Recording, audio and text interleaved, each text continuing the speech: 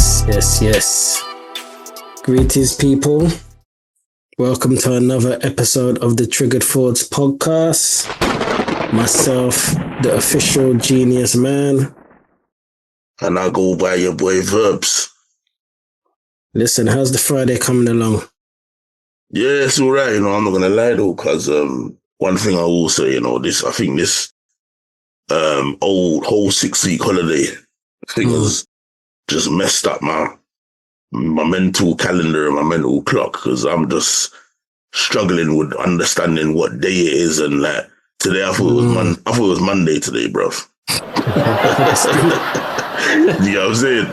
Yeah. Like when I woke up this morning, it was gloomy outside. It was like overcast. So it felt like a Monday, and I was like talking to my missus, and I was like, "Yeah, like it's Monday today," and my missus was like, "No, it's not. It's Friday." I'm like, "Oh, bro, you're right." You know what I mean? Like, bro, it's just mad. But yeah, we're here, innit? Like, normal business resumes now, innit? Now the kids are back at school and that. You know what I mean? But how was your Friday, man? Yeah. All good, man. Yeah. It was a shooting in Woolwich. Oh, when was that? When was it? Wednesday night. Mad. It's happening everywhere, cause it's on the rise, man. Yep. You know what I mean? It's on the rise like North Star, mate. You know what I mean? Yeah, man. You So today's one. Come on, Verbo. All right, so people, today's topic is going to be called the UK murder apocalypse. Yeah, sounds like a very strong title, innit? You know what I mean? Yeah, like some kind of horror movie or something. But you know what? The reality of the matter, genius. Like, I'm just looking at things that's been going on recently, and it kind of feels like we're living in a horror show, man. Yeah. You know what I mean? Within the last few weeks, I would say, especially highlighting the last few weeks or over the summer holidays, I'd say there seems to be a dramatic increase in death by gun crime and knife crime. Do you know what I mean? I don't know how you feel about that. Do you feel the same? It's just getting out of hand, and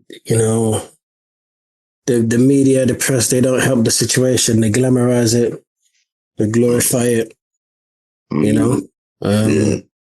And it doesn't help as well when YouTube promotes these things. I mean, just so people can have a bit of understanding of, what I mean when I've said, time and time again that the narrative is, can you hear me all right? Yeah, you're clear, man. You're clear. Crystal. I'll talk away that, that little mic piece. Yeah. Yeah, you're crystal, man. Yeah. So, what I was saying is, when I always say that the narrative is controlled, I posted up, I put a laughing emoji on someone's Instagram page. It was something to do with, it was a comment that was made, and I put a laughing emoji. It got flagged up by Instagram and said that I broke a community guidelines. What a laughing emoji. What was the post about? It was just I can't even remember, but it wasn't even that deep. But yeah. If I'm laughing, how is a laughing emoji breaking the community guidelines? Yeah, they come out with all kinds of shit now, man. But then, you watch, the YouTubes, and people are they're streaming. You see millions of views. You go into, shops like JD Sports, and, JD Sports are, playing all sorts of profanity. And this never used to be the case many, many years ago. You wouldn't really hear anyone allowing, cursing and swearing especially in these retail shops. They wouldn't do that. But everything goes now. It's cool. So it tells me that there are people in place that are highly influential, in the global scene, that allows and has, a degree of power where, certain things can go ahead without being challenged. And for me, that's a big problem. I post up, I called out the I'm not even going to mention them before I get in trouble again. One of the rich families. Oh, Yeah. okay, yeah. Yeah. And I got done, they terminated my channel for about bullying harassment. But yet, you know, a friend of mine, you know, went viral, on social media. And I can understand how, and it was some altercation. And, her face is up and it's like, why isn't YouTube or Instagram not pulling these down for harassment and bullying? Make it make sense. You've got someone's face up on there, just what I mean? And, there's bare negative comments and stuff like that, but you leave it up. Like, make it make sense. That's bullying and harassment. But then I put up, one of the or the fuckers, and you waste no time in pulling that down because you know that these people control everything behind the scenes, even the affairs of this country. Obviously not getting off topic, but my point is, there's a lot of hypocrisy taking place on these bloody social media platforms, and I really don't like it. Well, it's about to get worse, mate. You know what I mean? Yeah. It's about to get worse with this censoring shit. They only want their narratives out there, innit? But I digress, man. Yeah, I mean, it's just one of them ones, isn't it? But listen, before we dig deeper into this subject, man, of the UK murder apocalypse, I just want to take time to big up organizations like Street Fathers, Forever Family, Man in Action, and Let the Youth Live, this DJ Sweetly. I just want to big up these people, man, because you know what? I follow them on Instagram. I see the work that they're doing. They're doing a lot of tremendous work. You know what I mean? Even for example, DJ Sweetly just does a lot of stuff in the community and promotes the bleed kits and gets them out there because this violence of stabbing and stuff like that. These bleed kits help to minimize the amount of blood loss for a casualty. You know what I mean? And potentially saves a life. And I think that's just words can't describe how tremendous that is that she's doing. You know what I mean? And I'm sure from what I know of, she's doing that without financial support. You know what I'm saying? So, to be going out there to try and save people's lives by getting these kits out there and everywhere and stuff. I know she's had a situation in the past where the bleed kits were vandalized. You know what I mean? What? Serious? Yeah. You know what I mean? That's what I heard still. You know what I mean? And, just to think that somebody would do that or people would do that is just a madness within itself. But it's the society we live in nowadays, isn't it? Something that could potentially save somebody's life, you would destroy. Do you know what I mean? But hey, I just want to commend their work because these people are out here, with minimal funding or funding themselves. Some have got little help from government. They have to stretch their budget. And they're going out there and spreading themselves very thin, trying to make a difference. As much as I commend their work, the way society is going, boy, they got a tough task ahead of them. Do you know what I mean? I think it takes more than just them, although I commend their work because they're brave, they set the pace. You know what I mean? But I think the community has to get involved. The ordinary man and woman and, young person has to get involved and have input. Certain things as well, do you know what I mean? Because the whole community structure is dead from where it was, 20, 25 years ago. It's dead now. And this is what we're getting, But the UK has become an increasing killing capital to me, man. You know what I mean? Like I said, death by knife crime and gun crime it's on the rise in recent months. And I've dissected information from Let the Youth Live on Instagram, you know what I mean? Just to give people an insight as to the levels that, the levels of gun crime and knife crime that we're seeing within the UK streets, not just London, because when people say UK, they think just London. All over the UK, you know what I mean? But in particularly London, but all over the UK, you know what I mean? So, let me just get this information out. So, 1 second. The murder, the firearm response is SC18's Woolwich, isn't it? Yeah. Yeah. So it says here, police were called at 11:53 on Wednesday, the 4th of September, to reports of shots fired at Kingsman Street, SC18. Officers attended and a crime scene was established with shell casings and damage to a vehicle were found. A search of the area was conducted with no sign of either victim or suspects. At 23:56, police were called by London Ambulance Service to reports of an injured man at a commercial premises on Church Street, SE18. At the scene, a man aged 20 had suffered gunshot injuries. He was treated at the scene before being taken to hospital. We await update on his condition. Crime scenes remain in place at Kingsman Street and Church Street. At this early stage, there has been no arrest. That's the one in Woolwich, yeah? Yeah. Right. Then there was one in the same day, that was the 4th of September, the same day in New Kent Road, just off Old Kent Road, yeah?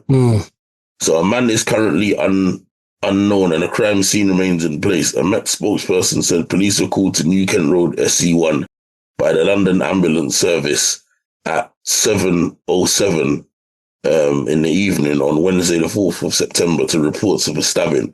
Officers attended. A man was found with stab wounds. He has been taken to hospital. We await update on his condition. That's 2 in the same day. Yeah? Then we got a shooting in the Bravington Road, West 9, near Mozart Estate. 4th of September, this is a third one.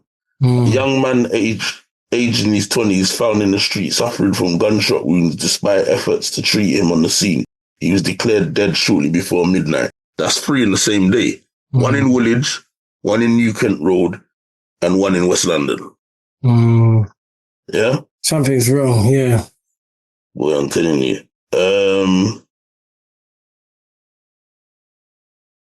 So emergency services were called to the level in Brighton late Thursday afternoon. This is the 29th of August. Following reports of an altercation in which a person was reportedly stabbed. The incident occurred shortly before 4 p.m. on Thursday, the 29th of August. Video footage from the scene captured a man being transported to the hospital by a land ambulance, while the Kent, Surrey, Sussex air ambulance was seen hovering nearby, ready to provide assistance if needed. Yeah? Terrible, man. There's another one. This is on the 30th of July. This is a little bit more of a gap back, yeah? But I'm going to put the visuals of this one up because I think this one's kind of deep. Have you seen the footage in Carnival of the man, the black guy, that's being confronted by several other black guys after an argument? Did he get his head bust? Yeah, that's the one. Have you seen that? Have you heard about the alleged link to that video? No. Okay, let me give you insight. So a man accused of stabbing his ex-girlfriend's father to death sent her a number of threatening messages before the attack, a court has heard. Kemar Williams, 33, was arrested at Notting Hill Carnival. Yeah. After he allegedly got out of a van and stabbed the bus driver, Derek Thomas. I heard about the bus driver, yeah. Yeah, 53 to death with a large knife. Mr. Thomas, who died from a stab wound to the chest, was attacked in Stoke Newington, North London, as he made his way home from work late on July the 30th. So that guy in that video I'm hearing, I don't know how true it is, but the guy in that video that got his head bust was the geezer that is supposed to have allegedly have that bus driver. Serious, and what, is that the repercussion or? Well, he got his head, no, I think that was just an ordinary altercation in Notting Hill Carnival. People going on like they're bad man, getting into altercation with the other man, and it's a test of whoever's badder. He got his head bust, and then I think shortly after that incident, he was probably identified and arrested, and now he's in that situation where he's awaiting an outcome for the murder of his ex-girlfriend's dad. It's mad.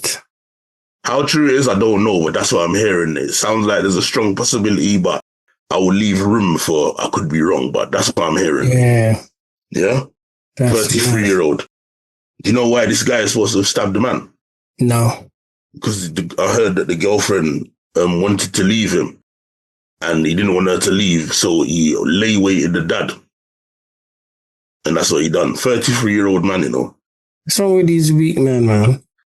Well, yeah. I tell you. No, man. Right. It's embarrassing. Exactly. All right, so then we got 2 men were rushed to hospital after a suspected shooting in Brixton in the early hours of this morning, Saturday, August the 31st. One left fighting for his life. Met police officers were called to the scene on Loughborough Road, near the junction with Overton Road, at 12:07 a.m., where they found 2 men injured, 24 and 26. The 24-year-old is now fighting for his life in hospital with potentially life-threatening injuries, the police said. Officers continue to monitor his condition. The 26-year-old's injuries were deemed to be non-life-threatening injuries. Yeah, so that's 2 people that are injured in Brixton. Yeah? Yeah. Have you heard the one about the guy in the wheelchair? What, at Carnival, I heard some guy in a wheelchair got stabbed No, or something. I don't think it was at Carnival, you know. So Clapton stabbing, mum's heartbreak as disabled son in wheelchair killed in car and Rambo knife attack in London Street.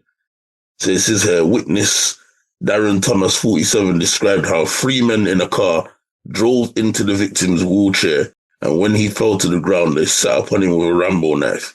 He said, I heard a bang and saw the car had hit the wheelchair. They rammed it again and he fell out.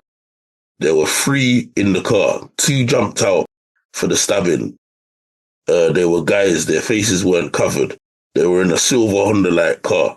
After it happened, he was screaming. It was horrible to hear. People were running around shouting, he's been stabbed. He's been stabbed. It happened outside the community boxing club where he hangs out. And people have known him for years. And I've said that he's a very nice guy. A man in a wheelchair, bruv. Sorry, With 1 leg. 1 leg? Yeah. He had a motorcycle accident in the past and he lost his leg. And he's in a wheelchair. And these guys have knocked him out of his wheelchair and stabbed him. And he died. What the hell is going on, man? Crazy, because then we have the thing last year with that young girl, Holly Newton. A teenager has been found guilty of murdering a 15-year-old girl in the street after following her for 45 minutes. Holly Newton was left with 36 knife injuries after an attack in Priest Popple area of Hexham, Northumberland in January last year. A 17-year-old boy who cannot be named because of his age admitted the charge. Name them all, shame them all, put their face up. This is ridiculous, man. Exactly. I'm tired of this crap. I'm being honest with you. Admitting the charge of manslaughter but denied murder, claiming his mind went blank that day and he had only intended to take his own life. Whatever, man. Oh, crap. 36 knife injuries, you know. His mind weren't blank enough to take out the knife though and stab that man. Yeah, so which part of your mind blank that you took out a knife? Well, this is it. And then we've got, this was 22nd of August. I haven't got the actual details of this. I just got the headline. Stabbing at Chesington World of Adventures. Man is found with knife wounds in the theme car park. And another is treated for minor injuries as third male is arrested on suspicion of grievous bodily harm. Yeah? Imagine being stabbed up in the car park of a major theme park during the summer holidays.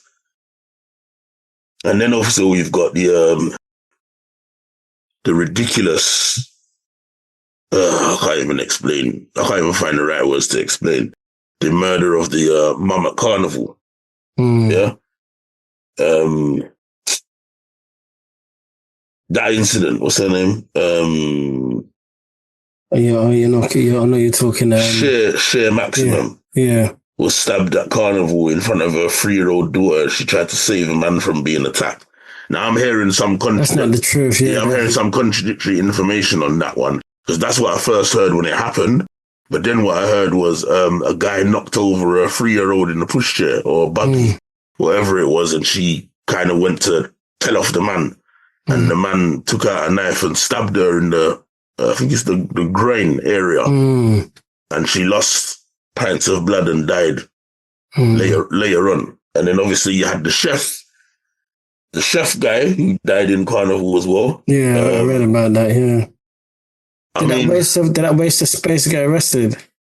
Yeah, he's been arrested now. Sorry, it's a 20-year-old guy. I can't remember his name, but his name seems to be of African descent. He's from like Hammersmith and Fulham area. You know what I mean? You know, there's a video that I want to attach to this episode as well. I don't know if you've seen it, because you probably have. It was on Let the Youth Live, with two young people riding a moped in Croydon, and they tried to ram a boy off of his bicycle, and the boy left the bicycle and ran in the shop. They circled round, came on the pavement, and the one on the back of the moped got off. The kid that they tried to run over ran into the shop, and the one on the back of the moped went to the shop, but they must have shut the door and locked it, and he's got a big like machete knife out, trying to poke up the shop door and the glass and hit it and stuff like that. You realise he can't get to the guy because they obviously locked him in the shop, and he's jumped back on the bike and rode off. This is summertime, broad daylight, Croydon. These are the things that we're seeing nowadays. And you know what's really funny? Yeah. The bloody police, where are they when this is happening? But they have wasted no time in stopping and searching, but when they really needed, they're nowhere to be seen. Well, there you go. You know what I mean? Joke, man. So, one has to ask themselves, is there some kind of agenda going on? You know what I mean? Just to add in terms of Let the Youth Live, they did a update saying urgent action needed, convening a Cobra meeting to address knife and gun crime and child exploitation. They've put in their statement, the rising rates of knife and gun crime, along with the alarming prevalence of child exploitation, demand immediate attention and coordinated action. It is imperative that the government convenes an emergency Cobra cabinet office briefing room meeting to bring together key stakeholders, experts, and authorities to devise a comprehensive strategy to combat these grave societal challenges. That's what they put on their statement. So they are also noticing that they're right there, so they get the first-hand information. So they're also noticing that what we're saying, they got first-hand experience. The crime rates have gone up. Yeah, I mean, it was concerning before, but it's become very concerning now. And they're calling for government officials and, all the experts, all the professionals, all the people, the key stakeholders to come and have a discussion about what's needed to make change to this situation. Do you know what I'm saying? It's a very sad state of affairs, cuz, and as we're seeing as well, are getting younger. I mean, there's another one, I didn't even screenshot that, it's just coming to my head now, with is an 80-year-old man that was walking his dog. I can't remember what area it is. It's in Leicester it is. 80-year-old man walking his dog, and he was attacked, and I think he was stabbed by young people, literally like 14 and them kind of ages, and he died. So we've got a mum with a 3-year-old being stabbed. Yeah, check the statistics. A mum with a 3-year-old being stabbed. An 80-year-old man minding his business, walking his dog, being stabbed to death. Those two have died. A man with one leg in a wheelchair being knocked off of his wheelchair and set upon and stabbed to death. The wheelchair incident, I know there'll be many people thinking, because I don't think like this, what did that man do for them to come for you like that? Yeah. They would think that. Yeah. They would think that. Even so, I'm sorry, man. Like, I know things happen and people have beefs and disagreements, but do we really need to be going to those levels, especially broad daylight? Do you get what I'm saying? Do we really need to go? So a mum, an old man walking his dog, and somebody in a wheelchair. It's just, you can't paint a picture of this shit that's going on, bruv. You know what I mean? You can't. You know, was it last year you had the 19-year-old college student in Wolverhampton that was walking with his friend past the park, and two 12-year-olds with Rambo knives that was boasting on the internet, social media. Yeah, I saw that one. I watched it, yeah. Bumped into him, bumped into the 19-year-old guy, you know, and this 19-year-old guy ain't no dwarf, he's a big youth. Yeah, come to England to change his life from the Caribbean. Trinidad, innit? Yeah. But he was set up though by that girl, innit? I don't think he was set up. Is that what's come out of it? Are you sure? No, he was with another guy in it, and the other guy ran off that one, yeah? Yeah, he was with another guy. Yeah. Sorry, he wasn't with no girls, another guy. But I'm saying these young boys was with a girl. They went to link a girl, 12 years old, you know? Yeah? And they'd been boasting days before or weeks before, whatever, on social media with all these Rambos and whatever, no? Then they saw that guy walk past with his friend. They purposefully bumped into the 19-year-old. You know how much guts that would take for a 12-year-old to do that to a 19-year-old, blood? Yeah. Yeah? And then they bumped into him. They started arguing. Then obviously they've backed out their Saturn. Yeah? He's told his friend run. I don't know whether he's got into an altercation with them where he thought he can manage it a little bit. Then he's decided to run afterwards. Fell over. And they've basically stabbed him how many times in the chest area. And he's dead. Execute the whole lot of them. You have to be careful with that still. I hear a lot of people talking that talk, but I ain't gonna lie, you know, because I don't know about that, man. Yeah, I do, man. I'm fed up with it, man. Nah, man. Make an example. Remember, you're a godly man, you know? Listen, man, this is... You know, there was, like Old Testament times, there was certain things that was, punishable by death. But who made those decisions, though? That weren't good. Listen, man, if you were... That's mine what you say. Listen. Mine what you say. You know, remember Sodom and Gomorrah? All right, then. No, I hear that, but I'm saying that was God's work. But I'm just saying, that was God's work. But I'm saying, we have to be careful how we're doing the eye for an eye, tooth for a tooth thing, bro. Listen, man, if you are going to be annihilating and innocent people, man, you deserve the fullest extent of the law. They need to bring inside, man. I'm sorry, man. I'm tired of it, man. All right, so as much as we sit down there and we discuss this situation, and we say these kids are doing a madness. They're not kids, though. They're demons. That's a big difference. They're not kids. All right, fair enough. All right, but hear what I'm saying. Yeah, as much as remember, a lot of them are young. Yeah, you have to remember, because I'm not making excuses for them, because of course they should get the brunt of the law. But you got to remember, there's a significant factor involved where some of these young people have been groomed. They were innocent. They've been taken against their will. They've been trafficked. They've been groomed. They've been desensitized in controlled fashion over the long haul, over time, by a gang where they didn't even realize it's been happening. Now they've turned out to be senseless killers. Cause the minute you know right from wrong, you ain't big without excuse. No, cuz it don't work as easy as that. If you're young and when you're young, you're very impressionable. You're called, what they call it, you're a sponge. You soak up everything. That makes you very, very impressionable because you're at an age in your life where you don't really know right from wrong to the fullest extent, yeah? Obviously, if you kill somebody, that's right from wrong. I mean, you should know right from wrong there, yeah? But there's the in-betweens. If you've been desensitized and you've been trained to kill against your will, or you've been trained to be violent and aggressive against your will, and you get to a stage where now you're going to have to kill somebody because it's a targeted hit. A gang has told you have to do this. Otherwise, because we don't know what goes on behind the scenes. You get touched, but your family get touched. So we have to be careful how we're saying, oh, you know what, death penalty.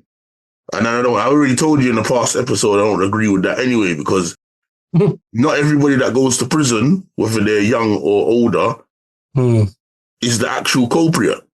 Yeah. Prison system gets things wrong. So when they get things wrong, you're going to tell me there's going to be innocent people that are going to have to face the death penalty, bruv. And you know, at the end of the day, most innocent people that will be in jail, the way the system works in the majority of the world, is going to be black people that's going to be victims to that system. Yep. You know what I mean? And this ain't about color, because at the end of the day, whether you're white, black, whatever, if you're innocent, you don't deserve to be in that situation where you could face losing your life if you're wrongly accused of anything. But I'm just saying, the reality of the matter is we get the brunt of the bullshit when it comes to them things. So you have to be careful when other people are singing about, bring back the death penalty, because I hear a lot of them British patriot people talking that talk. You can't be talking that talk. You know what I mean? You have to be very careful, because your children can get scooped off the street and wrongly accused. Yeah. And then now you have to campaign in a short space of time to save them before they end up being executed by whatever choice. Yeah. Alright, then. Yeah, I mean, so let's be very careful, man. You know what I mean? If we get to that point, you know what I mean, we might as well move to and be doing some law thing, bruv. You know what I mean? You know what I'm saying? Like, or move back in the day, medieval times, and been doing the guillotine. You know what I mean? Put man's head under the guillotine. I'm just saying it's different times. Like, things have to be looked into seriously. The only people out here paying attention to detail are the people that I've mentioned, like the people that are running out voluntarily with their own money, their own resources, and trying to make a difference. They're the people paying attention to detail. Those are the ones trying to tackle things at its earliest stage. The government ain't listening to them people. They might fund them, but I don't think they're listening to them. Yeah. All of them people are supposed to be around the round table with the government, and the government are supposed to have their notebooks out taking notes. Yo, listen, Forever Family, Street Fathers, Man in Action, Sweetly, Let the Youth Live. Like, you lot are close in the community. We don't live in those communities that you lot live in. You know these people. You know the families. You know the impact it has on the entire community. Because when somebody dies, it's not just the person that's passed and the family that's impacted. It's the community. There's people that live a door away from those people that's been killed, 2 doors away. Even if they didn't get killed in their yard, if they got killed 2 streets down the road or in the next area next door. So say like you got Hackney, then you got Shoreditch. Do you know how much people that's going to frighten to say, you know, I'm not letting my kids go outside? Yeah, I guess it's happening already though, isn't it? People. That's what I'm saying. Yeah. Old people, I'm not going outside. It impacts the community, bro. Yeah. When you have to walk past flowers, knowing that the person that your son went to the same school as, or your daughter went to the same school as, and now on the road where you walk to school every morning, you're walking, those flowers represent that person not being here no more. It impacts people's mental health, bruv. Yeah. Do you get what I'm saying to you? 100%. So these people should be sitting at the round table and asking the future fathers, to let the youth live. All these people, what can we do? What information can you give us where we can provide financial assistance and round up some people or some organizations to send down there and tackle this problem from the beginning? Yeah. But they're not doing that. They're just throwing money at it and stepping back. If they do throw money at it. If you're a government person, all you have to do for starters, if you want to make changes, say, you know what, all right, the first thing I'm going to do is create a budget and open up bare youth centers. Yeah. You get me? Yeah, man. Every area within a 2-mile radius, there's accessible youth center. 2 miles a youth can walk, blood. A young youth can walk 2 miles to get to a youth center, or catch one bus and walk the rest of the way. You get me? And these youth centers are going to have projects where they're talking to young kids about intervention, awareness of gangs, you know what I mean? How to safeguard yourself. You know what I mean? What to do if you was approached by a gang, what to do if you wanted out of a gang. All these kind of things, bruv. Yeah. Do you know what I'm saying? Education, because at the end of the day, we say that, education don't teach us the greatest of things, but you need it, innit? It's paper that backs you up. You need it. We all send our kids to get that education. We Because do. without that, you don't get great opportunity. If you put in resources that help young people access a good level of education, they might just be the ones that might say, you know what, I'm going to take my family out of Hackney, or take my family out of Peckham, or take my family out of Brixton. They might go and buy somewhere else. And then their generation after them now don't go through them same foolishness because they're living in a more affluent area. Yeah. You know what I'm saying? Yeah, it's true. You know what I'm saying? You got youth centers in the area. They can provide certain things for young people. There's young people that can't eat food. The youth center can provide it.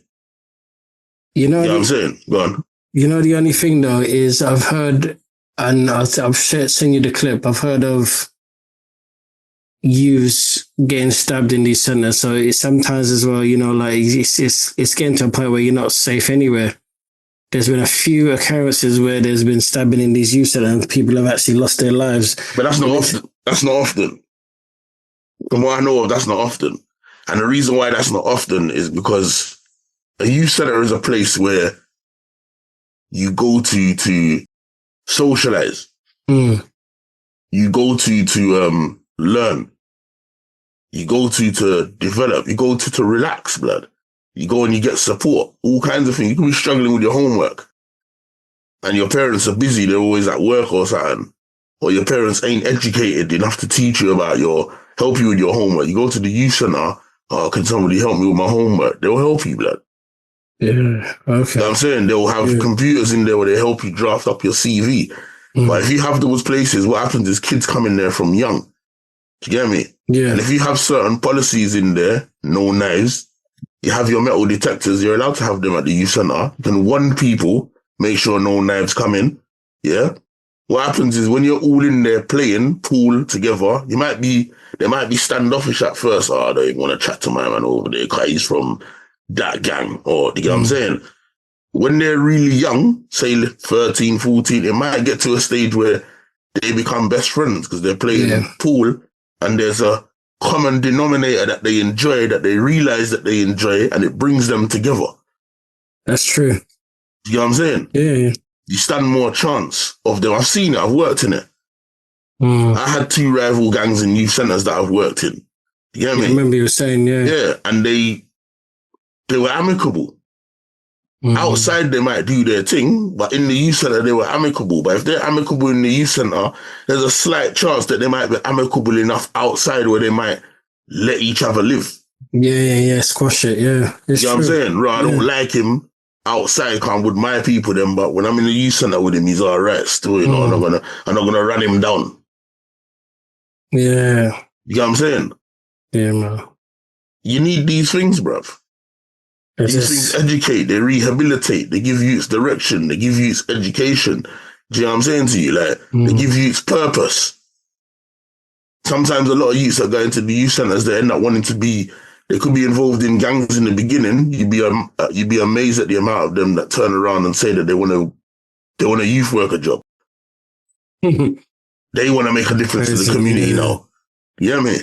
Yeah. Like, these things need to be in place. It's true. But they've closed all of them. You know what I mean? And this is where the problem is. So now you have to rely on people like Stormzy. I mean, I give him absolute credit for what he's built with these #murky football premises that he's built. I think it's somewhere in Croydon, I think it is. Have you seen it? No, I see it on I think YouTube. And was it is it Sadiq or I don't know, one of the MPs were there? That Facio. But yeah, but I'm saying he's built that big complex. And when I'm looking at it as a person that used to be a youth worker, I'm like, when I was working in Croydon doing youth work, they had a few youth centers. They've closed down a lot of them, or they don't use them to the open use. They more use them for kids with disabilities and stuff. So the other youths that have where this real problem is happening with, they're not allowed to access it. They're more focusing on disability groups and stuff. Stormzy's built that big complex that enables young people from all over Croydon who enjoy football or even just enjoy somewhere to just go and jam. Yeah. That premises is big enough to hold them. He serves food there, bruv. You know what I'm saying? So if you can't eat, if you can't afford to eat, you can go there and yam a food, blood. And you jam and you're chilling with the others. It's a communal ground where people socialize and make new friends and find their purpose. Mm. And if they're good, I'm sure the likes of Stormzy and his team will have people that they can remember. Stormzy and the old football player, he's not old, but he's moved to another football club, Louis Zaha. Okay. Croydon. They both bought one of them semi-pro football clubs in Croydon, you know. Wow. They both bought out the club. So hashtag Murky is like the first step. So if you go there and you can play ball, then man, they can put you onto semi-pro straight away. Yeah, I see what you mean. And then from semi-pro now, you automatically get noticed for professional football. Because that's where they usually scout their players, from semi-pro level. Yeah. You get me? That gives you an opportunity to get out. Yeah, I see what you mean. You know what I'm saying? Mm. But like these, it shouldn't just be left to the likes of the Stormzy's to have to build that out of his own money that he, you know, accumulated through his talent. Although it's nice of him to do it, and it's good to see that somebody cares enough to do that. Yeah. But a lot of people ain't going to do that. Of course not. Selfish. So why can't a Croydon council or whatever council, Merton, whoever, come and say, yo, we really, if they had clean hearts and they saw what you done, they'd be like, you know what, we really like what you're doing, you know. I know Croydon's in debt right now, but we're Merton Council and we're around the corner. So, hey, what, Stormzy, we want to build another one like that, but we want you to co-sign it. We'll put the funding in, you put some of the funding in, and let's start taking this string from Croydon to Brixton to East London and we got hashtag Murkies via sponsored by whatever council all over the place. Yeah. You know how much that would trim down the shit on the road? A lot. Because everybody likes football, innit? Or the majority. Yeah, but even if they don't, they might go there and they might want to do a coaching thing, or I'm sure there's other things they can learn from there. It's not just football related. Yeah. You know what I mean? But you can go there and you can learn other things. Big impact. Yeah, but it takes you off of the road. It gives you some type of purpose, bro. Yeah. And you socialize and you can feel safe. I like the sound of that. You know what I'm saying? But the government have taken away all of these things, and I think it's just terrible because they knew what they were doing when they did that, and I think this thing's by design. Yeah, absolutely, of course. From when you do that, you knew what time it was. Yeah, you know what I'm saying? Of course, yeah, man. But let's look into some of the reasons. And maybe give examples of some of the reasons why this whole UK murder apocalypse thing is going down. So, have you got any reasons that you want to bring to the table?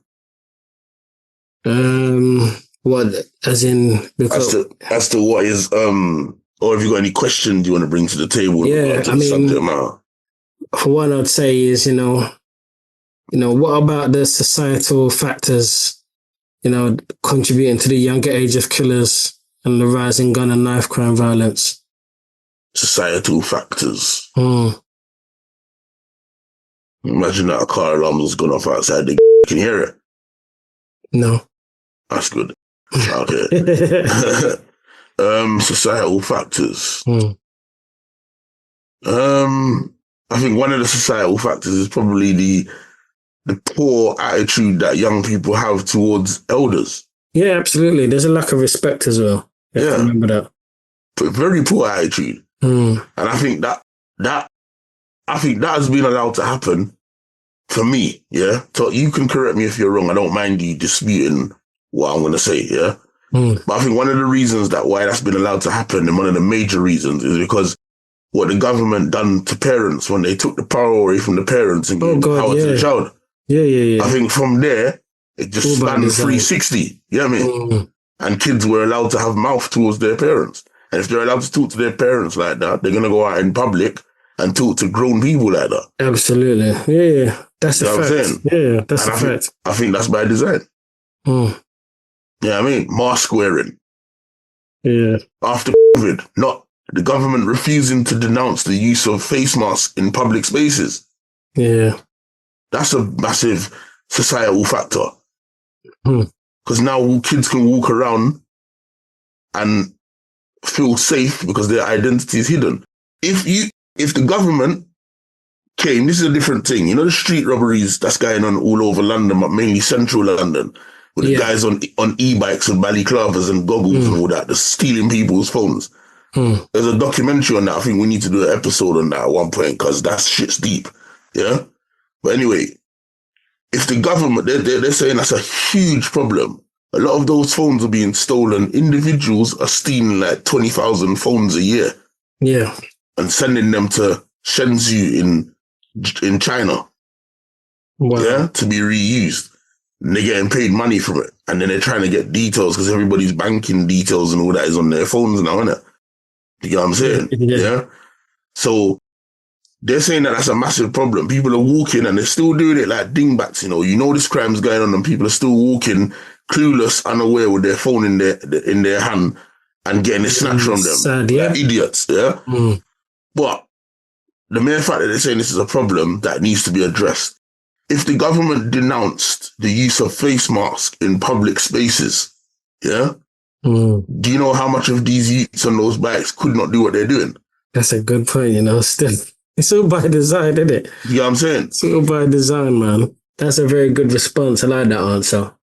This is what I'm saying, bro. Half of the things that's going on, man wouldn't be because they can walk past the camera because they have a balaclava on now. Yeah. They don't care about that. That's why you're getting the youths on the moped trying to juke man down in the daytime. Yeah, it's true. They got a mask on, balaclava on, or they crash on it. It's just poor, man. It's just getting mad. It's crazy. It's getting mad.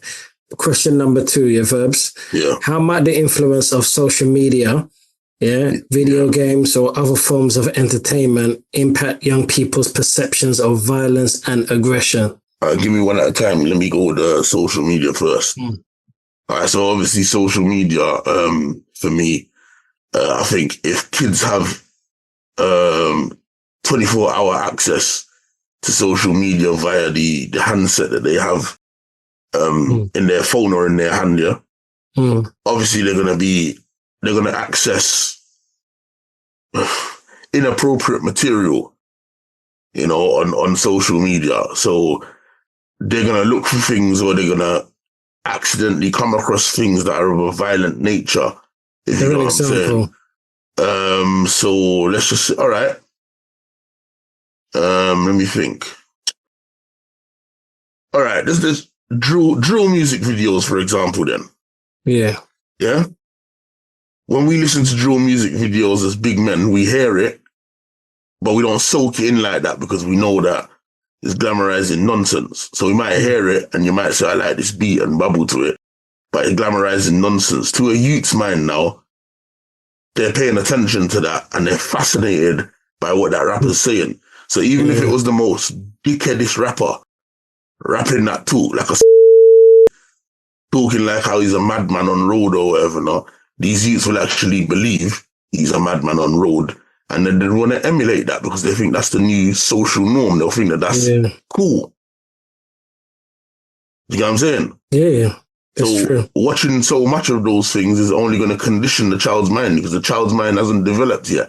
So the things that they're seeing, the things that they're hearing is going to be conditioning them because they're not fully in their own identity yet. So that's going to be an identity makeup. It's going to have an influence. Message. True, man. You know what I mean? Yeah. What's the next one after social media? If it's video games. Video games. All right. Remember when I came to, I'll give you that example. I'm not going to go into too much detail because it's personal. Remember when I came to your house and your lads was playing Grand Theft? What did I say to you? The impact. Yeah, I told you not to let them play, innit? I bet you still let them play it. No, because the PS5 is broken. Don't let them play it. My when we went to London recently, my missus said to me that one of her brother's nephews, he is young. I think he's like, how old is he? He's about 9 or 10. She said that he plays Grand Theft Auto. You get me? He's a good kid, but he just plays Grand Theft Auto and blah, blah, blah. And I said to my missus, they shouldn't make him play that. And she was like, why? And she said the same thing as you. Oh, all he does is just drive around in the cars. He's not allowed to he's not allowed to engage in the missions and rare. And I was like, blood, even if you just drive around in the cars, yeah, you go through certain areas in Grand Theft Auto and there's man on the side road that's got issues with you because the game's programmed like that, and they start cussing you in the background, blood. If you stop at the lights, certain rival man come at you and start opening fire on your car. Yeah. Swearing, opening fire on your car. You might be driving as the kid and then one of them women are on the side of the road and you stop in line with her by accident, or you're interested in, why is that woman always on the side of the road? You stop, she gets in the car, you see a sex scene, blood. So mad. You get what I'm saying? Man, it's a prostitute. Now you're going to see a sex scene, car bouncing and the woman making noise in the car and that. You know what I'm saying? Yeah. Like, and you can knock somebody over, they're going to drop and blood's going to pour out, or then man them that you might have knocked that person over and his crew are with him, and then they start opening fire on your car and they're swearing. Next thing you know now, the police are on you and then they're shooting after you, and just because you're driving, the violence is still going to occur. Yeah, it's mad. It's not a driving game. It's a game of violence. Yeah. You know what I mean? So regardless of if you just make him drive around, he's still going to see and hear nonsense that's going to program him. So therefore, if he's not age appropriate for him, don't let him play the game. His mind's not ready for it yet. I know people think, like, I don't really follow that, like my child this and my child that and rare. They're mature and they're... Some things in life your kids are going to be mature with, But you see, when you have certain things like them age certificates on certain movies and certain games and stuff like that, when you allow your child to access them, you're going to then realize how immature your child is. Your child's not ready yet. Yeah. You can say, oh, my child's 13 and there's an 18 horror movie that we're going to watch. And my child's like, oh, can I watch it, Dad? I saw the trailer. They start pressuring you. You let them watch it. Yeah. Twos now, they start having nightmares. Yeah. Or you get the complete opposite. They enjoy the violence. Yeah. Now you've just triggered something in that young child's head that might potentially make them a killer. Because there's countless examples from recent times to way back where young people have been serial killers, and it started from them watching certain movies. Message. That's true still. You know what I'm saying? Yeah. Different generation, isn't it? It started, I'm saying, from young till now. It started, remember the James Bolger thing? They were watching Child's Play. Remember that? Oh, yeah. Child's Play they were watching, blood. That's why they put James Bolger on the track.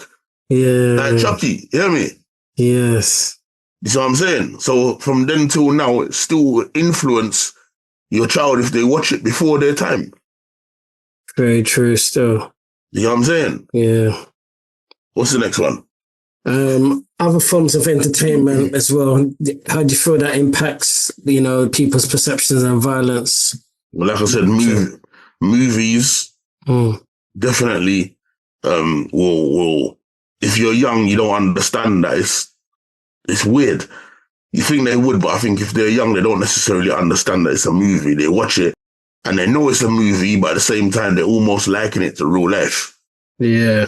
It's kind of the first time you're exposing them to something, innit? So you're kind of triggering something that, not triggering, but you're kind of, you know what I mean? Yeah. Yeah, you're exposing them to something that their mind wasn't, opening up to something different, yeah. Yeah, like their mind wasn't ready for that yet. It's not developed enough for that yet. When a child can know that this is a film, it's not real, it's an actor, it's not necessarily what happens in real life or whatever, and watch it, it's cool. You know what I mean? But most people under 18, even up to 18, if you let them watch something that is too violent, some deformed, decapitated, horror-looking man jumping out with a machete or something like that, just juking up people in the face and them thing there, most kids under 18 are going to have nightmares, bruv. If they don't have nightmares, you're going to get the opposite, where they'll laugh at it. the ones that laugh at it, you better fucking pay attention, bruv, because they could be. That's deep, isn't it? You know what I mean? Yeah. Very, very true still. I like that response. That brings me on to the next question. What role might family dynamics and home environment play in the rise of youth violence? Massive, I think. Massive. Family dynamics, obviously, you know, we always have the age-old argument of absent fathers, isn't it? Mm. Yeah, I mean, and yeah, that's definitely a major factor that would contribute to young people getting themselves involved in this kind of violent madness. Do you know what I mean? This violent behavior. I've always said, people can disagree with me, but I've always said there are some women out there that are quite good at raising boys in a way where they implement consequences and boundaries and can kind of nurture them as best as they can for those boys to be respectful and uphold some moral standards and stay clear of certain foolishness. Yeah. But I think most women, and I mean no disrespect when I say this, but most women that will raise boys won't do it very well. Yes, they'll provide the basic forms of care, you know what I mean? The nurturing, the providing food, you know what I mean? Hygiene-wise in terms of them bathing, making them look good and all those kind of things. But I'm talking like the proper boys need kids need consistent boundaries, but boys need boundaries. When you tell a boy no, it should mean no. If a boy says he wants to go outside and you say no, the conditions that are set for you before you went outside was this. You haven't done this, so you cannot go outside. Even if that boy is frustrated and angry and goes upstairs and he's fuming and stamping around or whatever, or he comes down to you, Mum, please, oh, fucking no, or however way they respond. You have to stick to your gums. Yeah. If you're a mum and you let a boy slip through the net, you're going to be in problems and I think that's what happens with a lot of women. And I think boys tend to be able to run rings around their mums because mums parent from an emotional standpoint. Very true. Yeah, mate. Soft spot, yeah. That's not a bad thing, but once boys get old enough to understand where they're really pushing boundaries and now they could get involved with the wrong people, the emotional standpoint isn't going to help them stay clear of that. That's where you need the man's logical thinking and consistent input of firm, consistent boundaries and consequences to be put in place. When a mum tells of a boy for doing something wrong or hanging around with the wrong people or whatever it is, it resonates different when a man's telling you that. And I'll give you an example. There's a video on social media. I might try and find it and attach it to this episode where a boy in America, he looks like he's about 8 to 10 years old, a black boy, and he's basically badding up his mum in the house. You don't necessarily see it, but what happens is the mum calls the dad, and then you see the moment the dad comes through the door and he walks round the sofa, the boy's on the sofa, slouched like he's soaking, but he's being disrespectful to his mum. And the dad comes round and he kneels down and puts his forehead right in front of the boy's forehead. So he's staring at him face to face, nose to nose. And even though him and the mum ain't together, he's saying, do you think that I will accept you talking to your mum that way? You know what I mean? As soon as he says it, genius, the boy freezes. And the man's looking at him dead in the eyes. Do you think I will accept you talking to your mum that way? I don't accept no child doing that. Your mum feeds you, clothes you, does all this for you, and you think you can talk to your mum like that? How dare you? You know what I mean? If you think you're somebody, huh? You think you're somebody big, say that shit to me. Go on, say that shit to me. And he's just frozen and he's hanging his head. And he's like, don't look down, look up. Come on, the same way you was talking to your mum, talk to me. And he just won't do it, bruv. You know what I mean? And he said, if your mum calls me and tells me that you ever speak to her like that again, yeah, it's going to be a different story when I come here to see you next time. Do you understand me? And the son's like saying, yes, sir. Like, yes, sir. It's different. It's just different, bruv. Yeah. Different, yeah. I know it's something that women ain't going to want to hear, but it's just different. And you know what? The man ain't living with her. I've given the example. He's not living with the mum. He's not with the mum. But he's still... They're co-parenting. But he came and he backed her. You understand? When you have boys, that's what they need. Yeah. There's not a lot of parents that do that, sadly, you know? Because it's like... And this is why I feel that a lot of these youths are the way they are. Do you know what I mean? Well, some parents will do it a bit different. So they might not necessarily call the dad to come to their house and talk to the boy unless it got really dramatic. But I think what most mums would do, even if they weren't in the best place with their kid's dad, is they would send their kid to their dad's house overnight or for the weekend. And then the dad can deal with him that way. But sometimes I think it's better that the mum is present and the dad is present and the dad does what he's doing and basically backs up the mum to let him know, say there's boundaries with the way you talk to your mum, you know. Yeah. I'm putting them in place. Definitely. You know what I'm saying? Yeah. Yeah. My next question, how effective are current efforts to curb youth violence? No, I think I said that one, didn't I? I'm not sure. Because I think I think the next one was you know, are there any policy changes or legislative measures that could help address the root causes of youth violence and crime? No, you're going in some different realm, you know, like I know. I think I am a member of parliament, blood. I said policies and legislative, what the hell? Well, you know, to be honest, in saying that as well, if you look at some of the stuff that they're looking to bring in place, like I'll give you an example, like obviously one thing is, you know, there's talks on this stop and search, you know, for me personally. There's no point in that. I know what you're saying, yeah. I'm not saying there's no point, but I'm not saying there is a point in that. But that's a waste of time if you're not going to control the online retailers that sell machetes and zombie knives to young people unchecked. If I bought, all right, when I've ordered things on Amazon, Genius, and it said, I've ordered, I've ordered a vape, yeah? It's got a battery in there. What do you call them again? The lithium battery in there. Oh, yeah. Yeah? And it says, are you over 18? And I click yes, yeah? If I pop out, most of the time, if Amazon come to my yard and I pop out and I say to my daughter, just look through the window, if the Amazon man comes, just open the door because he'll leave the parcel on the doorstep when he's gone and just snatch it in and shut the door.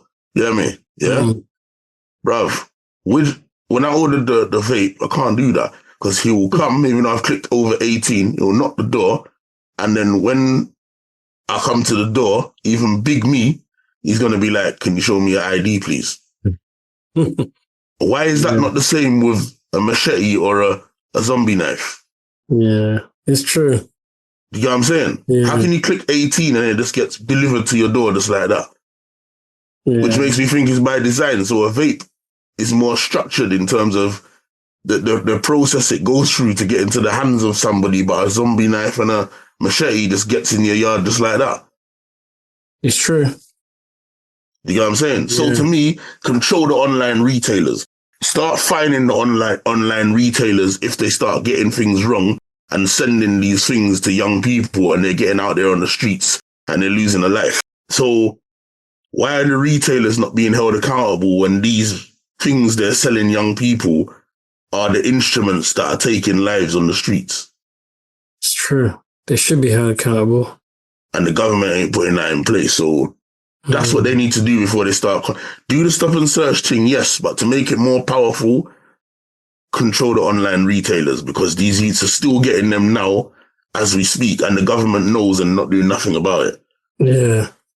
You know, I just realized I didn't answer that question. You know, I thought it was actually the family dynamics one. So it was actually how effective are current affairs to curb youth violence, such as, you know, community programs and law enforcement initiatives.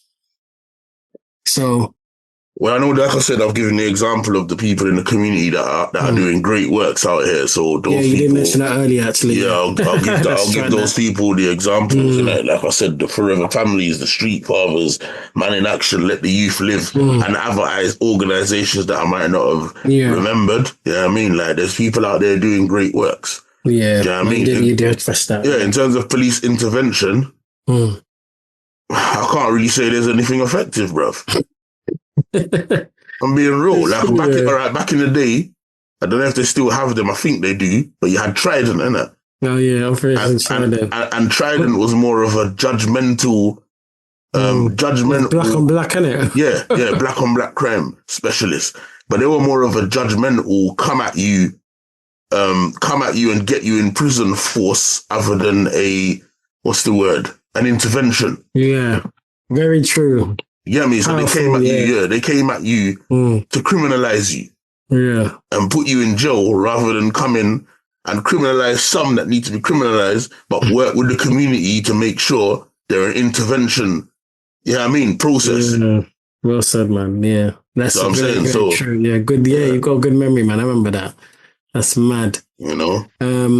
My last question, what measures can be taken to reduce the accessibility of firearms and knives for young people? Well, in saying that, you mentioned about, finding, innit, the online shops. Listen, let me say something to you, yeah? I don't know the proper ins and outs, but one thing I do know, Genius, I tell you this, yeah? I know man them from road that have done the food thing, yeah? When you know what I mean by food, narcotics, yeah? There's a stage in the year that I was aware of that made me have that wow moment. That every year during the summer months, there's a stage where the government stop everything from coming in. Everything, bruv. Yeah? Man, them that are weed smokers can't get no weed blood. Yeah? So then what tends to happen is you have man, them that is a bit more smart in their mind. They might start growing their own thing, or, you get me? Yeah. And what happens is you'll get weaker weed going around on circulation, but because no one can get weed, they make do with the weaker weed. Because the smart people are like, I know this time is coming. Let me provide at that time and charge a little bit more, because people are going to be desperate. That's what I'm saying to you. Yeah. And if they can manage, the government can manage to do that at a certain time every year during the summer. Yeah. That's made me know that you can stop shipments of whatever you want to stop. 100%. I've ordered jeans from abroad before, clothing, and I get a text on my phone, boop, boop, boop, boop. I'm looking on the text, and I'm like, your thing's been stopped at customs, blah, blah, blah. You have to pay a fee to get it through. Yeah? You have found it and told me I have to pay a fee to get it through. How are you going to tell me you can't stop the shipment of guns and that? Yeah, it's true. You get me? All by design, yeah. They don't want to stop the shipment of guns. And I tell you this now, whether people want to believe me or not, I tell you this as a fact, bro. I know fully well some of these feds are the ones that circulate the weapons on road. Just like the drugs. Yeah? When certain food man get nyam for a large amount of food, and they're in courthouse, I know a few people it's happened to you, bruv. And when they're in the courthouse, and let's just say man's taken, 12 keys of whatever narcotics from the criminal, yeah? When he's in court and they're reading out what he was found with, they'll say, and we removed 10 keys from his house. Yeah. And the criminal's looking around like, what the fuck? But he's not going to hold up his hand and say, 10? What do you mean 10? It was 12. It's only going to add to his sentence, isn't it? You know what I mean? But they've removed some, bruv. And when they remove some, they circulate out back on the road. Yeah. For their price, bruv. Yeah. You know what I'm saying? Which was why when I told you that example of when I got nicked in the back of a police car in the 90s, and the policeman turned around and said to me that he's going to stitch me up for drug dealing. I said, I don't do drugs, bro. I don't know what you're talking about. And he rolled out 1 ounce of cocaine in the bag. and he rolled out 1 ounce of cannabis in the bag right in front of me, bro. How are you working as an officer and you've got those quantity of drugs on you, blood? It's messed up, man, yeah. And no one's going to believe you as well. There you go. Do you know what I'm saying? So these people, this is what they do, bro. So if they wanted to stop it, they could, but they don't. Like I said, there's an agenda somewhere. Well said, man. Brilliant answer. Do you have any questions for myself? What how do you feel, obviously being a father yourself, with what's going on, yeah? And all the information you have access to on social media, because you're one that I'll call very active on social media, and you share a lot of information, you know, around certain stories, especially loads of different stories, but I know you do touch on these kind of knife crime, gun crime stories, domestic violence, blah, blah, blah. But in terms of the knife and gun crime that you posted and that, how does it make you feel in terms of looking at it for the future of your boys? Well, to make them more aware, educate them more. Does it scare you? Yeah, of course. I'm concerned. I hate what's going on. You know, I speak to my old one, obviously, because he goes to school by himself, and, you know, just make him aware, just to, you know, the kind of people to watch out for in terms of, you know, if he gets approached, you know, make him even watch, you know, certain documentaries and just, you know, just equip him with understanding, you know, so he can, you know, be more aware, be more alert. You know, but have, you know, greater understanding that we live in dangerous times, you know, and it's, you know, sadly it's his generation that are, you know, doing a lot of these killings. You know what I mean? You know, one thing, you know, I like about him, he goes to school, he comes home, you know, and he's just a quiet kid. He just, you know, does his thing. You know, I get regular emails daily about his performance. His attitude in school is good. He's polite. He's, you know, and I can't really ask for more. He's a smart kid. Yeah. Smart kid, but he was not trying to wish that on you, because I pray that nothing happens to your son and he's protected, you know what I mean? But, you know what I mean? There's smart kids out there that do get pulled into the web of... Yeah, I see it. I see it, yeah. And this is why, and I'm happy you said that, because his phone is he doesn't even have a pin on his phone. Well, the pin that he's got on the phone is the one I created. And, you know, none of them, obviously, as for the tablet, I've kind of permanently taken it away from the younger one. It's gone, I just had enough. It's gone for good. Like, and I said to my son, he never hides his phone. That's good. He plays, you know, obviously he likes to play that Roblox, but yeah, in terms of his messages and stuff like that, he doesn't interact with people. Does that mean he's not that sort of, he's not, you know, one of those kids where, you know, he's getting phone calls or text messages. He doesn't ask to go and link up with people.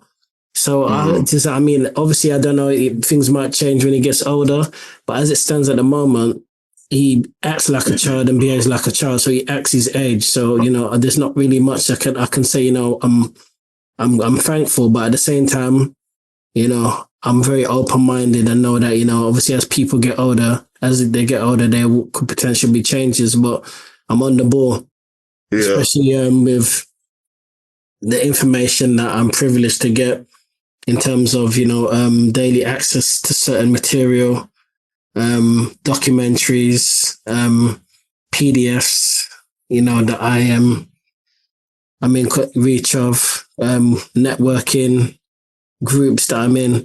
So does that mean I'm forever getting updates and I stay, you know, informed so that I can stay on top of what's going on. So I'm not oblivious to a lot of the stuff that's taking place. But yeah, I'm concerned, man, because I've got children myself. I've got friends that have buried children.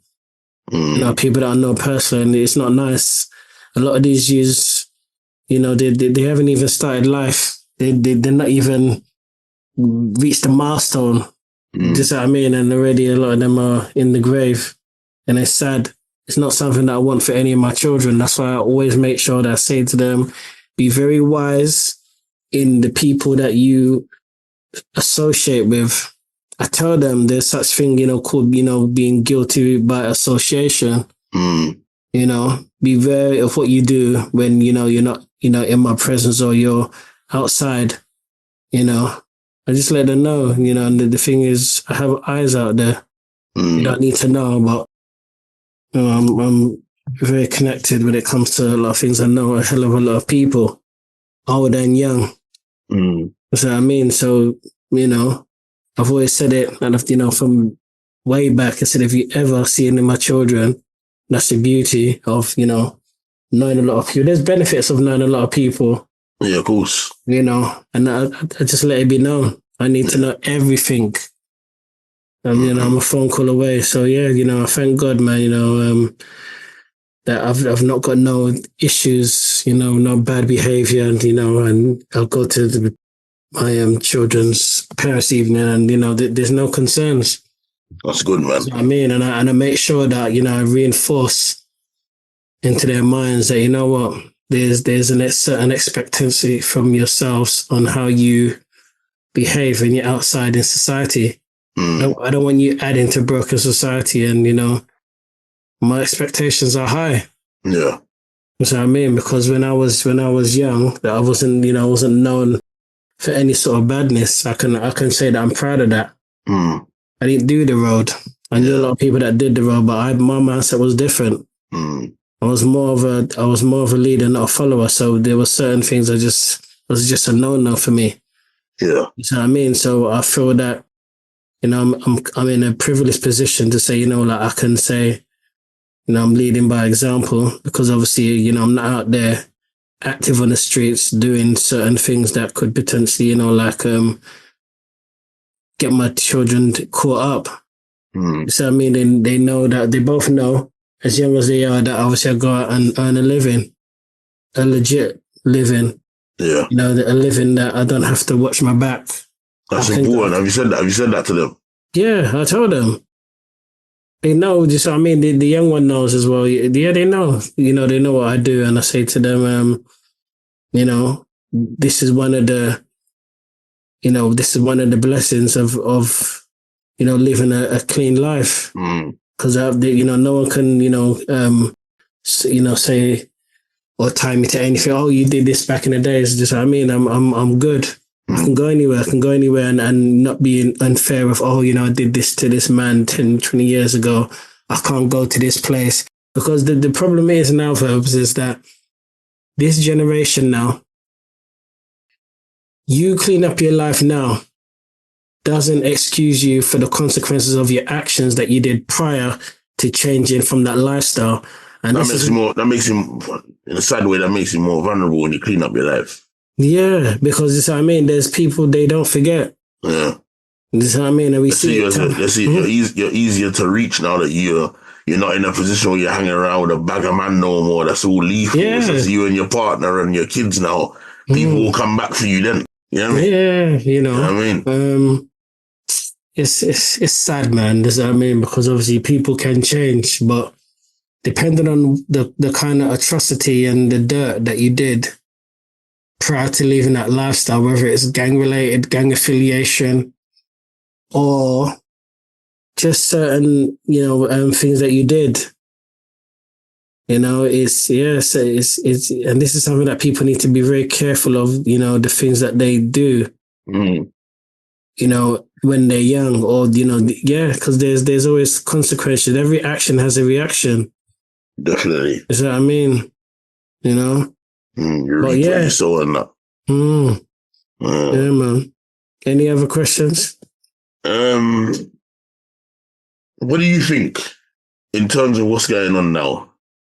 From your perspective, what do you think needs to be done?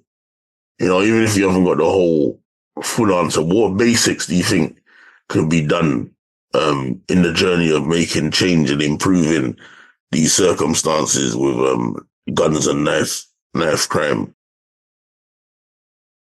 One thing they can do, they can, bring in a compulsory course, for these youths, and, bring more enlightenment, more awareness, to certain influences that the roles could. On what point would you implement that course? What age? Oh God, from primary school.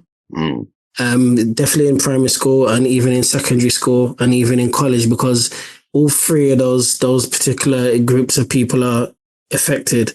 The younger ones so much more, because obviously the older ones that prey on them know that if they were to get apprehended by the law, they're gonna get a slap on the hand. No, not no more.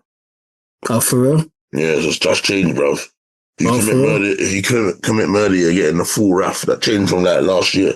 Oh, rotted. You need to send me that then. Let me educate myself on that change. What's his name changed that, man? Rishi Sunak. Okay, cool. Yeah. That's good. Yeah, well, any parents that's watching this, educate your children on that. Just let them know now there's not getting away. Make it a compulsory part of the curriculum, the school curriculum and the education system that they need to know, they need to, start. Not only do they have to partake in this course, but, let there be some sort of examination so that they can understand and know if these youths fully understand, the influences, the outside influences of this road lifestyle, teach on grooming, gangs, the consequences of gangs, the implications of that can affect them later on in life. What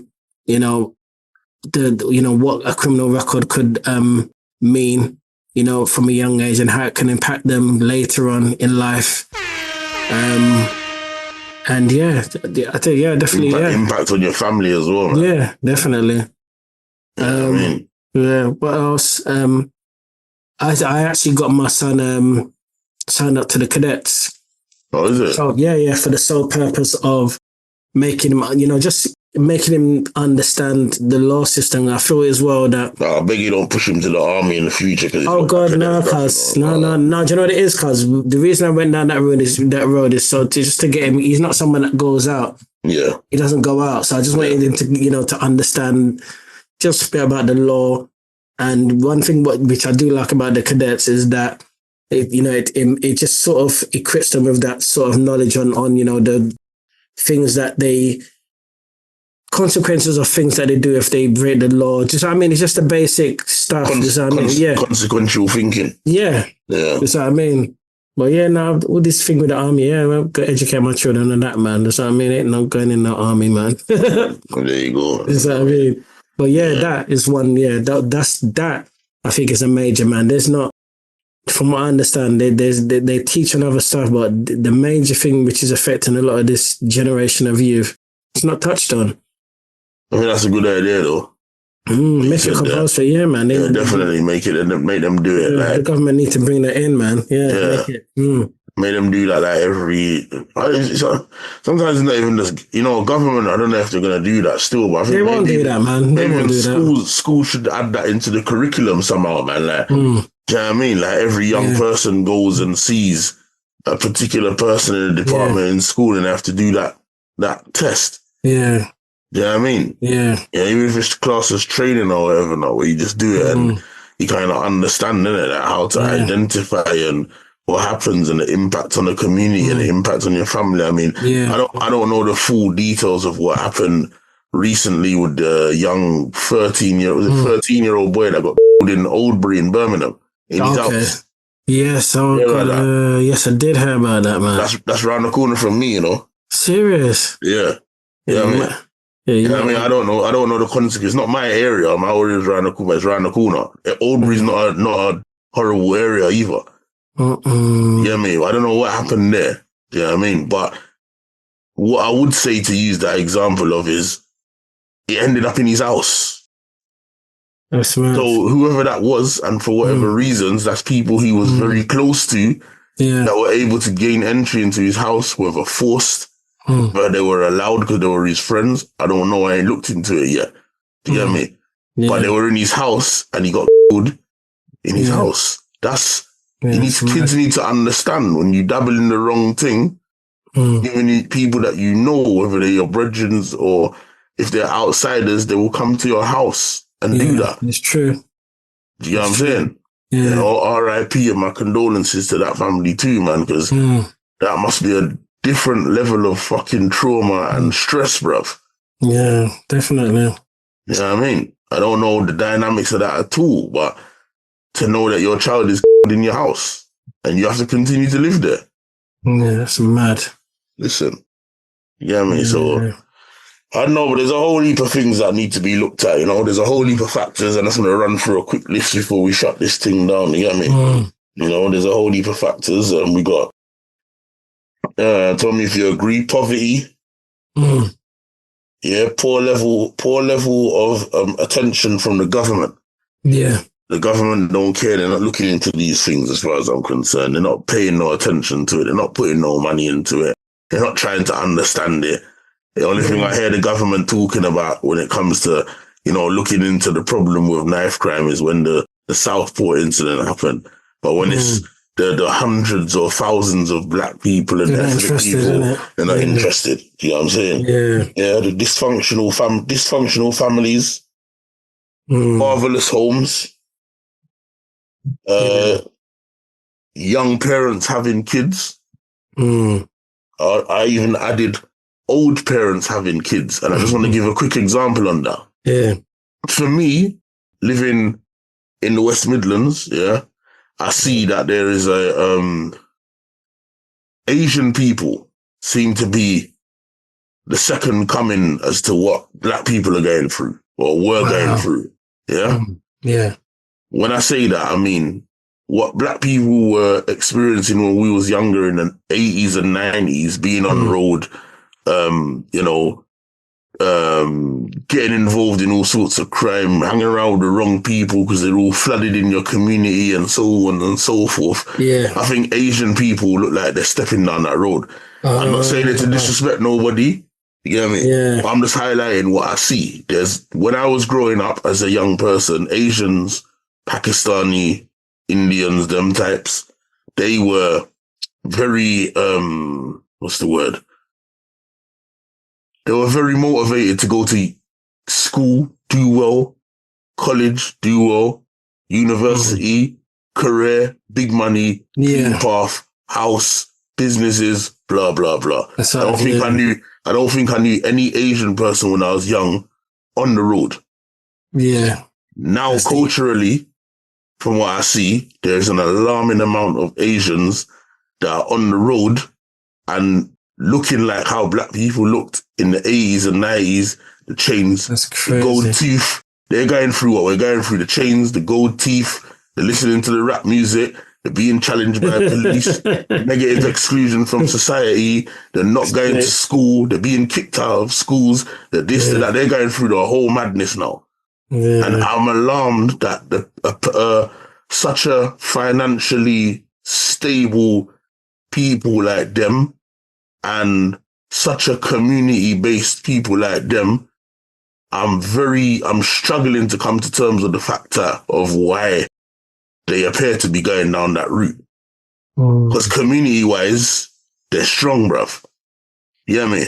One of the things that I will say for me why I see that they're going down that route, because I've worked with a lot of them as well, I've supported a lot of them. Yeah? And one of the reasons why I feel like they're going to that route, there's a common denominator for me when I've gone and done home visits with Asian people. Old parents.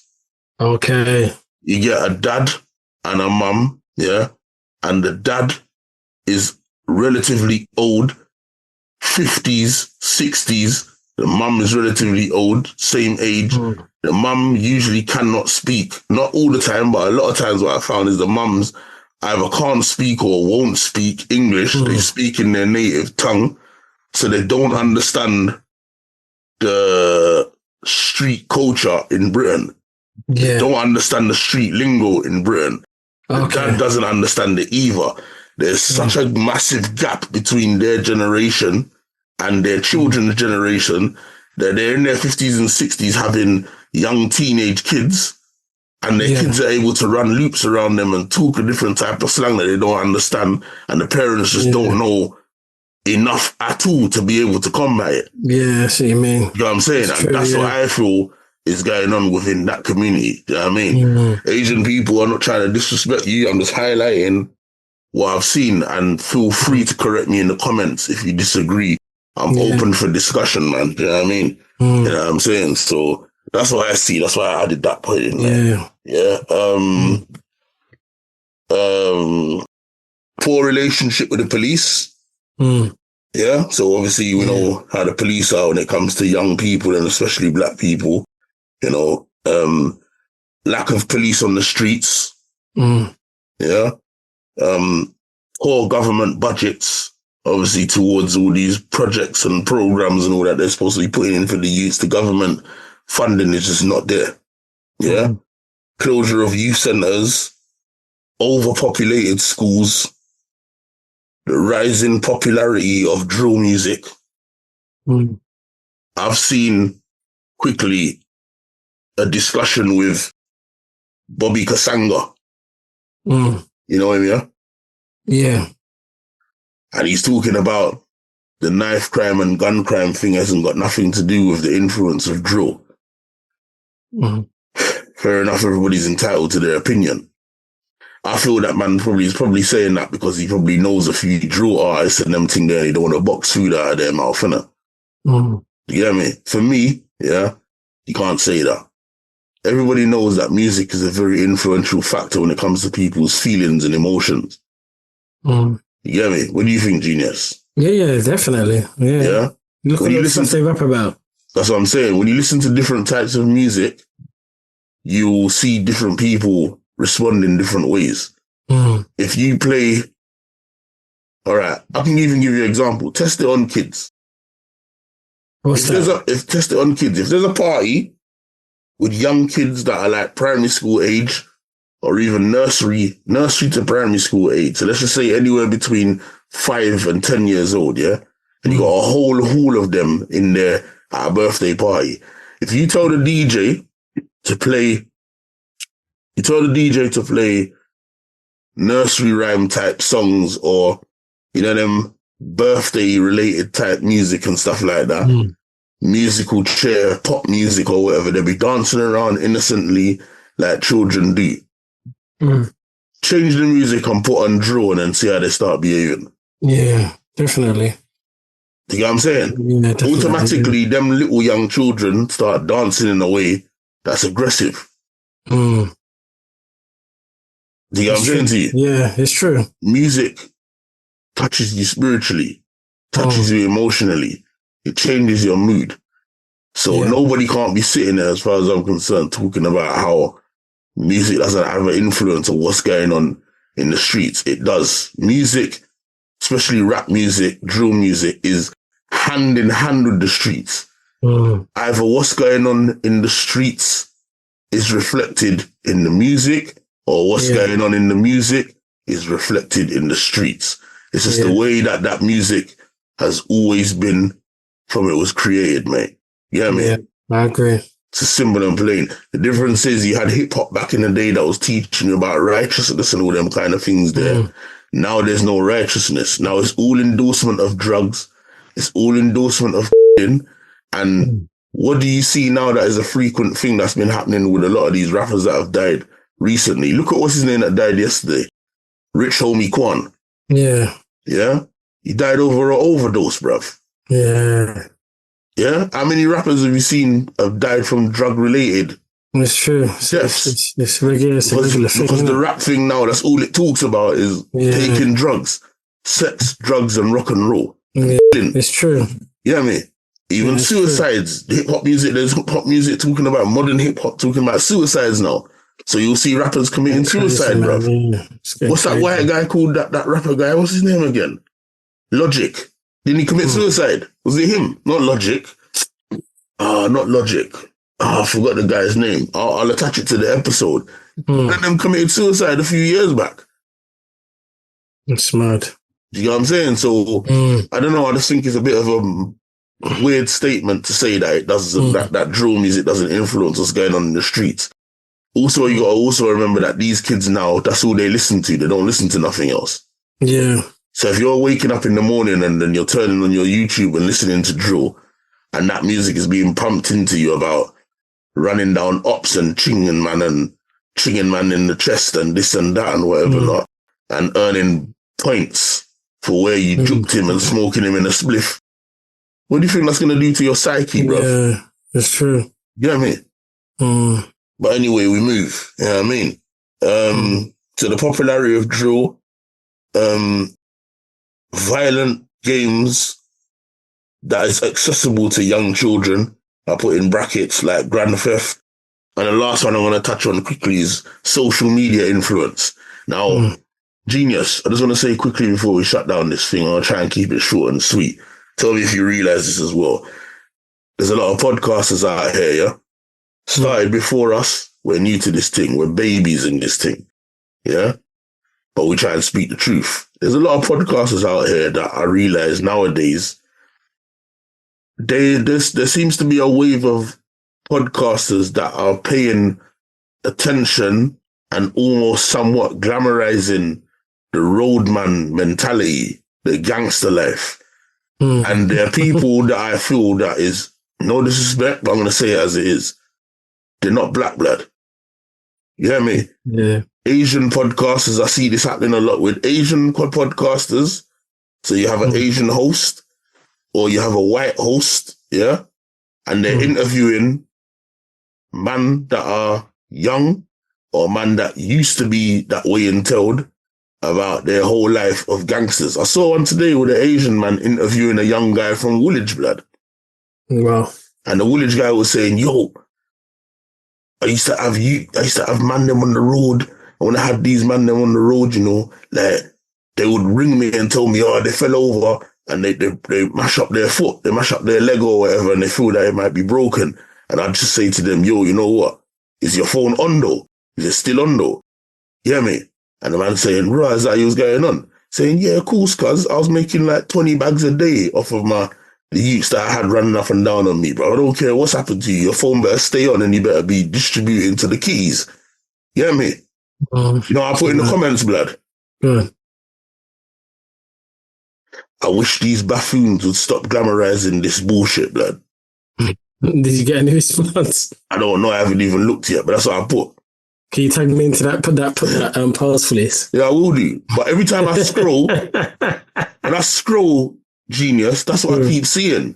These white dudes, these Asian dudes interviewing black man from road or Asian man from up north on road, glamorizing how much money they were making, how much people they had working for them, how nobody could touch them. Blood, if you're watching this, what are you doing? What are you doing, bruv? Yeah. Who cares about that? Unless you're telling me that you did that and you turned it. No, actually, I'll tell you what I put in the comments. Basically, I wish people would stop doing this shit. And I put, unless this youth that's talking is going to talk about how he changed his life around, got himself a lucrative legal business, and now uses some of his money to improve the community that he damaged from his drug selling, I don't want to hear it, blood. Yeah.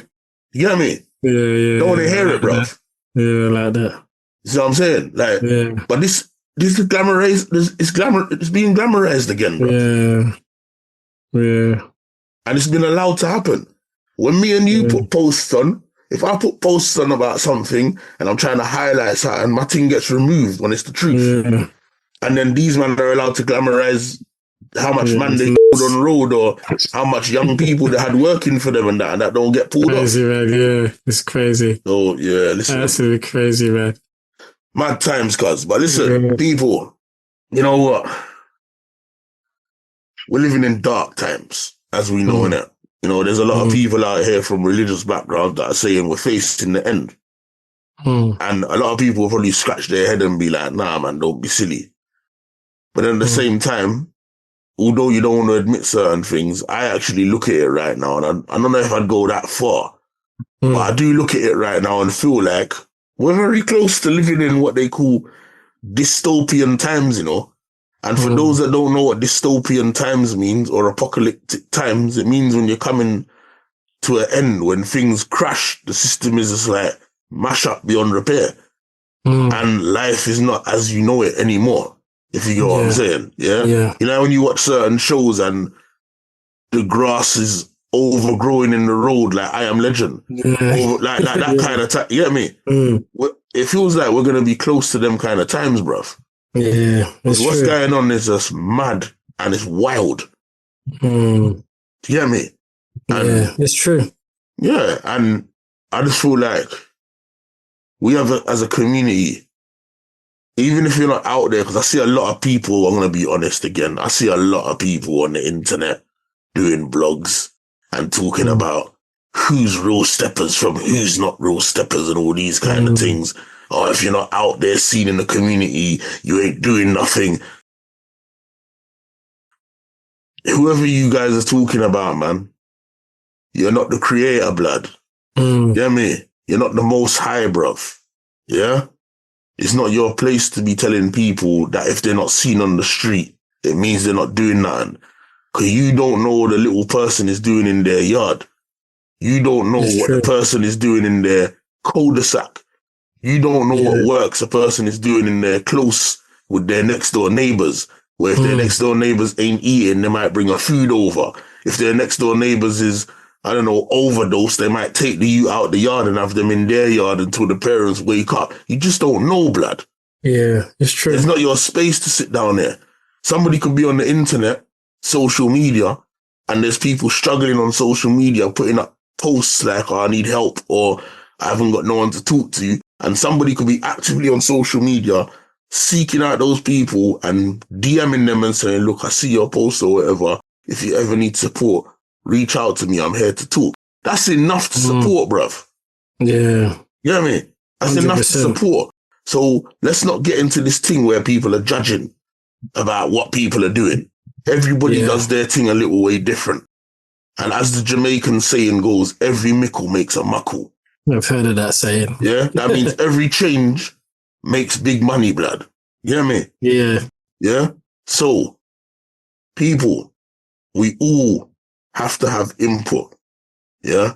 And do what we can in however way we see fit or in whatever way suits us. Because sometimes life don't constitute us doing it the same way as other people. You might just have to find your own way. It's true. But if you can sit down and you can talk to a youth that lives next door to you, that you feel is vulnerable and might just end up down that road, your words can influence change. Your words can awaken. Your words can save a life. Because as much as you might think, oh, whatever I say to him, he ain't going to do nothing. Bruv, one positive message you can say to that you think ain't done nothing, it might not do nothing now. He might be ignorant now because he's 15 and he's not hearing you. So, yeah, no, I hear you, boss, but I got to do what I got to do. But he could change his mindset by the time he's 17. Yeah. And we don't know that his journey was supposed to be that if he took the left road, which is the road you're trying to keep him from going down, by the time he's 19, he's going to die. But he decided to move from the left road and go to the right road because he heard your words resonate when he was 17. You hear me? Yeah, it's true. You don't know what power you got. Influence, yeah. You don't know how your words can redirect or inspire someone if it's not now at a later point. Because I've always said when it comes to the youth, they might not hear you now. But at some point, your words stay in their ears, and when the time is right and they go through a madness, your words will resonate. Remember, yeah, definitely. So let's all try and talk to somebody, make a difference. On a previous episode, I was talking about if somebody's getting stabbed, people should get involved and try and stop it. I'm not even going to say that now. You know, in respect of the lady that passed away at Carnival, that tried to intervene in something and got stabbed in the groin and now she's not here. So I'm not going to advocate putting that out to people and they end up in the same situation. It's too risky, blood. You know what I mean? But what I would say is if you can calmly, safely talk to a youth that you know in your estate, next door to your house, in the school that you work in your son's school, you see they're vulnerable and you have that word with them, it all helps, man. You know what I mean? It all helps. Like, it all helps. It's dark times, but we got to stay together. We got to stick together. You know what I mean? 100%. And if there's anybody, we ain't no super professionals. I do work outside in the community with young people. I've been doing it for donkey's years. If there's anybody struggling with any situation with young people, their children or whatever, and they need a pointer, they need a direction, yeah? They need some advice. Reach out to me, man. Reach out to us. DM me. Yeah, me. Only1verbs_TTTP. Yeah? At the official Genius Man. Reach out to us. Yeah? Yeah. We'll get back to you, blood. And if we can help you, we can help you. If we give you information and it don't work, you know what? This is one of those things. But at least I'd rather try than leave you high and dry, blood. You know me? Yeah? And we mean that from the heart, you understand? Yeah. We ain't judging out here. We know everybody's trying to think. Yeah? So, people, listen. In this madness, just try and keep your head up, man. Find some solace, have some input. But most of all, make sure your immediate family that you have influence in, make sure you're trying to do your thing right and keep them afloat, because they're most important first. You know what I mean? Everything else is additional, but make sure you shape your family. You know what I mean? Because even you shaping your own children can make your children go outside and be influential to other kids out there that's in foolishness and look at your youth and be like, I want to be like him. I want to go down the road where he's going down. You hear me? Yeah. So listen, people, it's goodbye from me, Verbz, man. Bye for myself, official Genius Man. We'll see you next time on the next episode of the Triggered Thoughts Podcast. Yo, what you Big up, guys, man. listening to the Triggered Thoughts Podcast, blood.